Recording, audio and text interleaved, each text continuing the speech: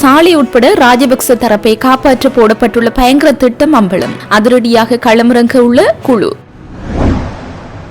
Israel மீது Iran ஏவுகணை தாக்குதல். போர் தீவிரமடைவதால் பதற்றம். மத்திய கிழக்கு போர் 10 லட்சம் இளைஞர்களின் பாதுகாப்பு தொடர்பில் தீவிர ஆலோசனை. சுரேசாலை கைது. திடீரென சிங்கப்பூர் பறந்தார் கோட்டாபய. மத்திய கிழக்கில் மோதல். கொழும்பில் தூதரகங்கள் விடுதிகளின் பாதுகாப்பு அதிகரிப்பு. யாழில் இன்று முதல் சீரான எரிபொருள் விநியோகம். அரசு அதிபர் துரித நடவடிக்கை. இலங்கை பிரதம நீதியரசர் முல்லைத்தீவு மாவட்ட நீதிமன்றத்திற்கு வருகை. 800 லிட்டர் டீசலுடன் ஏழாலை பகுதியில் 2 கைது. புலனாய்வு பிரிவின் முன்னாள் தலைவரான ஓய்வு பெற்ற மேஜர் ஜெனரல் சுரேசாலே குற்றப்புலனாய்வு துறையினரால் கைது செய்யப்பட்டு விசாரணைக்காக தடுப்பு காவலில் வைக்கப்பட்டுள்ளார். இந்த நிலையில் இந்த விசாரணைகளை தடுப்பதற்கு முயற்சி ஒன்று நடப்பதாக தகவல் வெளியாகியுள்ளது. சுரேசாலே கைதினை தொடர்ந்து பல அரசியல் முக்கியஸ்தர்களும் தங்களுடைய எதிர்ப்பினை வெளியிட்டு வந்தனர். தற்போது தங்களது பெயரையும் சுரேசாலை கூறிவிடுவாரோ என்ற பயத்தில் அதனை தடுப்பதற்கு நடவடிக்கைகள் எடுக்கப்படுவதாகவே தகவல் கிடைக்கப்பெற்றுள்ளது.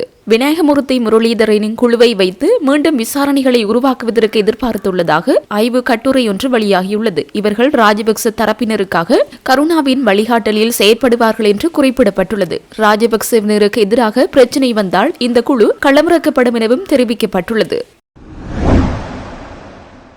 மத்திய கிழக்கு பிராந்தியத்தில் தீவிரமடைந்துள்ள போர்ச்சூழல் காரணமாக இலங்கைக்கு ஏற்பட உள்ள சவால்கள் குறித்து ஆராயும் நோக்கில் எதிர்க்கட்சித் தலைவர் சஜித் பிரேமதாச தலைமையில் நேற்று விசேட கலந்துரையாடல் நடைபெற்றது. நாடாளுமன்ற வளாகத்தில் உள்ள எதிர்க்கட்சித் தலைவர் அலுவலகத்தில் நடைபெற்ற இக்கூட்டத்தில் எதிர்க்கட்சியை பிரதிநிதித்துவப்படுத்தும் கட்சி தலைவர்கள் மற்றும் நாடாளுமன்ற உறுப்பினர்கள் பலரும் கலந்து கொண்டனர். மத்திய கிழக்கு நாடுகளில் தற்போது பணிபுரிந்து வரும் சுமார் 10 லட்சத்திற்கும் அதிகமான இலங்கை தொழிலாளர்களின் உயிர் பாதுகாப்பு குறித்த இக்கூட்டத்தில் மிகுந்த கவலை வெளியிடப்பட்டது. போர் பதற்றம் அதிகரித்துள்ள நிலையில் அவர்களின் வாழ்வாதாரம் மற்றும் பாதுகாப்பை உறுதி செய்ய அரசு எவ்வாறான அவசர திட்டங்களை வைத்துள்ளது என்பது குறித்து விசேட கவனம் செலுத்தப்பட்டது. இலங்கைக்கும் மத்திய கிழக்கு நாடுகளுக்கும் இடையே நிலவும் வர்த்தக தொடர்புகள் குறித்து விரிவாக ஆலோசிக்கப்பட்டது. குறிப்பாக மத்திய கிழக்கில் இருந்து பெறப்படும் மசகு எண்ணெய் மற்றும் எரிபொருள் விநியோகத்தில் ஏற்படக்கூடிய தடைகள், ஈரானுக்கான தேயிலை ஏற்றுமதி மற்றும் ஏனைய வர்த்தக நடவடிக்கைகள் பாதிக்கப்படுவதால் நாட்டுக்கு ஏற்படும் அந்நிய செலாவணி இழப்பு என்பன குறித்து விரிவாக ஆலோசிக்கப்பட்டது. மத்திய கிழக்கில் உள்ள இலங்கை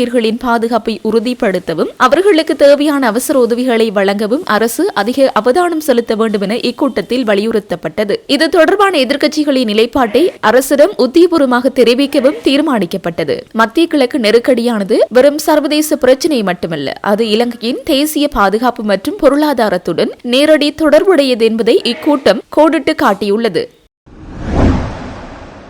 அரச புலனாய்வு பிரிவின் முன்னாள் பணிப்பாளர் மேஜர் ஜெனரல் சுரேசாலே கைது செய்யப்பட்டதை அடுத்து முன்னாள் ஜனாதிபதி கோட்டபய ராஜபக்ச நாட்டை விட்டு வெளியேறியுள்ளதாக கொழும்பு தகவல்கள் தெரிவித்தன. ஈஸ்டர் ஞாயிறு குண்டு தாக்குதல்கள் தொடர்பான விசாரணைக்காக மேஜர் ஜெனரல் சுரேசாலே கைது செய்யப்பட்டதும் கோட்டபய ராஜபக்ச SQ-463 விமானத்தில் சிங்கப்பூருக்கு பயணமாகியுள்ளார் என தெரிவிக்கப்பட்டுள்ளது. கோட்டபய ராஜபக்சவை விசாரிக்க குற்றப்புலனாய்வு பிரிவினர் திட்டமிடாத நிலையிலும் அவர் சிங்கப்பூருக்கு திடீரென புறப்பட்டுச் சென்றுள்ளமை பலத்த சந்தேகங்களை தோற்றுவித்துள்ளதாக தெரிவிக்கப்பட்டது.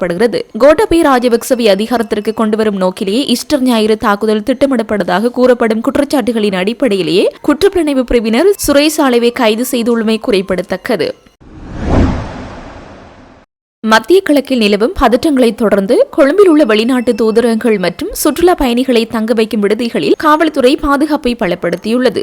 மார்ச் 3 அன்று வெளியிடப்பட்ட அறிக்கையில் பொது ஒழுங்கு அல்லது தேசிய பாதுகாப்பை சீர்குலைக்கும் எந்த ஒரு சம்பவத்தையும் தடுக்க சிறப்பு பாதுகாப்பு ஏற்பாடுகளை செயல்படுத்துமாறு காவல்துறை அதிபர் அனைத்து காவல் நிலையங்களுக்கும் அறிவுறுத்தியுள்ளார். அதன்படி தூதரகங்கள், உயர்ஸ்தானியர் ஆலயங்கள் மற்றும் அவற்றின் உத்தியபூர்வ இல்லங்கள் மற்றும் பிற இணைக்கப்பட்ட வளாகங்களுக்கு மேம்பட்ட பாதுகாப்பு வழங்க உத்தரவிடப்பட்டுள்ளது. இந்த பாதுகாப்பு நடவடிக்கைகள் மறு அறிவிப்பு வரும் வரை நடைமுறையில் இருக்கும் என்று காவல்துறை தெரிவித்துள்ளது. மத்திய கிழக்கில் அதிகரித்து வரும் பதற்ற நிலைமையினால் வெளிநாட்டு தூதரங்களை குறிவைத்து தாக்குதல்கள் மற்றும் போராட்டங்கள் இடம்பெறக்கூடும் என்ற கவலைகளை அடுத்து இந்த நடவடிக்கை எடுக்கப்பட்டுள்ளது. தூதரக வளாகங்களை முற்றுகையிடவோ அல்லது கட்டுப்பாட்டை மீறக்கூடிய கொந்தளிப்பான ஆர்ப்பாட்டங்களை நடத்தவோ முயற்சிப்பதை தடுப்பதில் காவல்துறை கவனம் செலுத்துகிறது. தூதரக பகுதிகள் மற்றும் சுற்றுலா மையங்களில் தொடர்ந்து பாதுகாப்பு நடவடிக்கைகளை மேற்கொள்ளவும் பாதுகாப்பு மீறல்கள் ஏற்படாமல் இருக்க பகல் மற்றும் இரவு நேர ரோந்து பணிகளை மேற்கொள்ளவும் நடமாடும் ரோந்து பிரிவுகளுக்கு உத்தரவிடப்பட்டுள்ளது. நாடு முழுவதும் உள்ள ஆஸ்திரேலியர்களின் வழிபாட்டிடங்களுக்கான சபாத் மையங்களுக்கு 24 மணி நேரமும் பாதுகாப்பு வழங்கப்பட்டுள்ளதாக காவல்துறை தெரிவித்துள்ளது. இந்த பாதுகாப்பு ஏற்பாடுகளை பொது பாதுகாப்பு அமைச்சு மேற்பார்வையிட்டு வருவதாக பாதுகாப்பு பிரதி அமைச்சர் மேஜர் ஜெனரல் அருண ஜெயசகர தெரிவித்துள்ளார். அதேவேளை ஹட்டுநாயக்க விமான நிலைய பாதுகாப்பு வழக்கம் போல் கடுமையாக்கப்பட்டுள்ளதாகவும் தெரிவிக்கப்பட்டுள்ளது. தேவைப்பட்டால் இந்த பாதுகாப்பு நடவடிக்கைகளை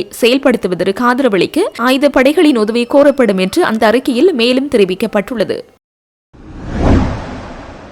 யாழ்ப்பாண மாவட்டத்தில் சீரான எரிபொருள் விநியோகத்தினை மேற்கொள்ள இலங்கை பெட்ரோலிய கூட்டுத்தாபனத்தின் தலைவர் DS ராஜகருணாவுடன் அரசாங்க அதிபர் மருதலிங்கம் பிரதீபன் தொலைபேசி ஊடாக நேற்றைய தினம் கலந்துரையாடினார். இதன்போது யாழ்ப்பாணத்தில் இலங்கை பெட்ரோலிய கூட்டுத்தாபனத்தின் அனைத்து எரிபொருள் விற்பனை நிலையங்களுக்கும் இன்று பெட்ரோல் விநியோகம் மேற்கொள்ள நடவடிக்கை எடுக்குமாறும் இதன் மூலம் வரிசையினை கட்டுப்படுத்தலாம் எனவும் அரசாங்க அதிபர் யோசனை தெரிவித்திருந்தார். அரசாங்க அதிபரின் கோரிக்கைக்கமைய கொலோனாவிலிருந்து நேரடியாக எரிபொருள் விற்பனை நிலையங்களுக்கு எரிபொருள் விநியோகம் செய்ய தாம் நடவடிக்கை எடுப்பதாகவும் இலங்கை பெட்ரோலிய கூட்டுத்தாபன தலைவரால் தெரிவிக்கப்பட்டது. இதன் பிரகாரம் இன்று மட்டும் 3,10,200 லிட்டர் பெட்ரோல் கொலோனாவை மற்றும் காங்கேசந்துறை களஞ்சியங்களிலிருந்து யாழ்ப்பாண மாவட்டத்தில் உள்ள அனைத்து இலங்கை பெட்ரோலிய கூட்டுத்தாபன எரிபொருள் விற்பனை நிலையங்களுக்கும் விநியோகிக்கப்படும் எனவும் இவ்விநியோகம் தொடர்பில் வட பிராந்திய பெட்ரோலிய கூட்டுத்தாபன பிராந்திய முகாமையாளர் சிவகரன் அவர்களுடன் அரசாங்க அதிபர் தொடர்பு கொண்டு நாளைய விநியோக நடவடிக்கையை ஒழுங்குபடுத்துமாறும் கேட்டுக்கொண்டார். அதன் பிரகாரம் வட பிராந்திய முகாமையாளரால் விநியோக பட்டியல் தயாரிக்கப்பட்டுள்ளது. இதேவேளை இவ்விடயம் தொடர்பில் கடற்றொழில் நீரியல் மற்றும் கடல் வளங்கள் அமைச்சரும் யாழ்ப்பாண மாவட்ட ஒருங்கிணைப்பு குழுவின் தலைவருமான ராமலிங்கம் சந்திரசேகரின் கவனத்திற்கும் அரசாங்க அதிபரால் கொண்டுவரப்பட்டது. இலங்கையின் பிரதம நீதியரசர் பிரேத்மி பத்மன் சூரசினே 2026/3/2 அன்று முல்லைத்தீவு மாவட்ட நீதிமன்றத்திற்கு விஜயம் செய்து நீதிமன்ற செயற்பாடுகள், கட்டட நிலவரங்கள், ஏலத்தில் விற்பனை செய்த பொருட்கள் மற்றும் வாகனங்கள் என பல்வேறு விடயங்கள் தொடர்பில் பார்வையிட்டு கலந்துரையாடலிலும் ஈடுபட்டார். பிரதம நீதியரசர் முல்லைத்தீவு மாவட்ட நீதவான் நீதிமன்றத்திற்கு முதல் தடவையாக வருகை தந்தமை குறிப்பிடத்தக்கது. மேலும் குறித்த கலந்துரையாடலில் வவுனியா மற்றும் கிளிநொச்சி மேல் நீதிமன்ற நீதிபதிகள், முல்லைத்தீவு மாவட்ட நீதிபதி மற்றும் மாவட்ட மேலதிக நீதிபதி, சட்டத்திறனிகள், போலீசார் மற்றும் முல்லைத்தீவு மாவட்ட நீதிமன்ற அலுவலக பதவி நிலை அதிகாரிகள் என பலரும் கலந்து கொண்டனர்.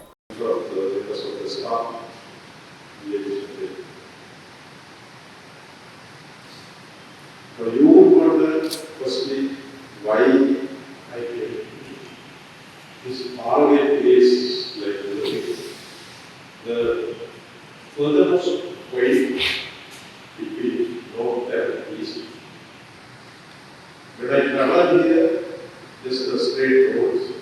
Either side of the road were paddy fields or some cultivations, hardly able to go. Even in the town, you hardly see any houses where you business except outside. And afterward, this is the place where there are no go ahead this one.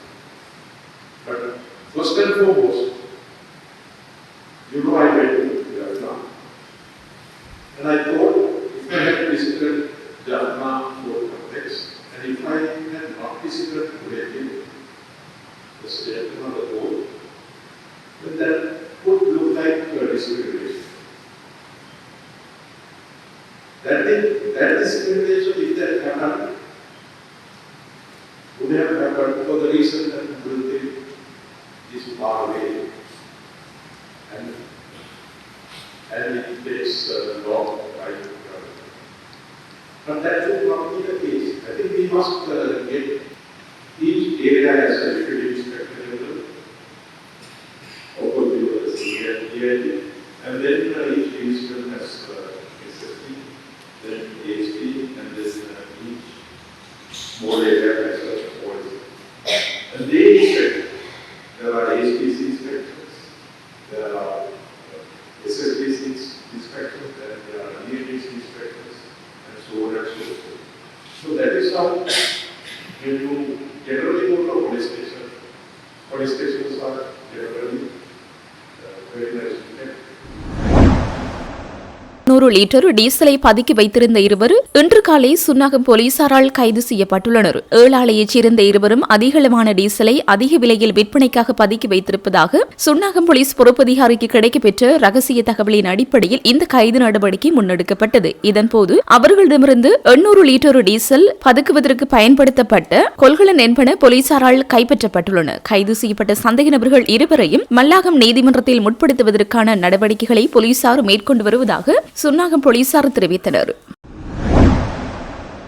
Iran மற்றும் Israel இடையே நடைபெற்று வரும் போர் 4வது நாளை எட்டியுள்ள நிலையில் ஈரானிய ராணுவம் இஸ்ரேலின் மையப்பகுதிகளை இலக்கு வைத்து புதிய ஏவுகணை தாக்குதல்களை நடாத்தியுள்ளது. குறிப்பாக டெல் அவிட் மற்றும் அதன் சுற்றுவட்டார பகுதிகளில் ஏவுகணைகள் விழுந்து வெடித்ததாக இஸ்ரேலிய ராணுவம் உறுதிப்படுத்தியுள்ளது. இந்த தாக்குதலில் பெடா தெக்பா பகுதியில் கிளஸ்டர் வகை வெடிகுண்டுகளை கொண்ட ஏவுகணைகள் பயன்படுத்தப்பட்டதாக இஸ்ரேல் குற்றம் சாட்டியுள்ளது. இந்த தாக்குதல்களால் ஏற்பட்ட இடிபாடுகளில் சிக்கி 3 லேசான காயமடைந்துள்ளதாகவும் மீட்பு படையினர் பாதிக்கப்பட்ட பகுதிகளில் தீவிரமாக பணியாற்றி வருவதாகவும் தெரிவிக்கப்பட்டுள்ளது. கடந்த சனிக்கிழமை ஈரானின் உச்ச தலைவர் அயதுல்லா அலி ஹமேனி இஸ்ரேல் அமெரிக்க கூட்டு தாக்குதலில் கொல்லப்பட்டதை தொடர்ந்து ஈரான் தனது பதிலடியை தீவிரப்படுத்தியுள்ளது. ஈரான் ஏவிய ஏவுகணைகளை இடமறிக்கும் முயற்சியில் இஸ்ரேலின் வான் பாதுகாப்பு அமைப்புகள் தொடர்ந்து ஈடுபட்டு வருகின்றன. இருப்பினும் சில ஏவுகணைகள் குடியிருப்பு பகுதிகளில் விழுந்ததால் பெரும் சேதம் ஏற்பட்டுள்ளது.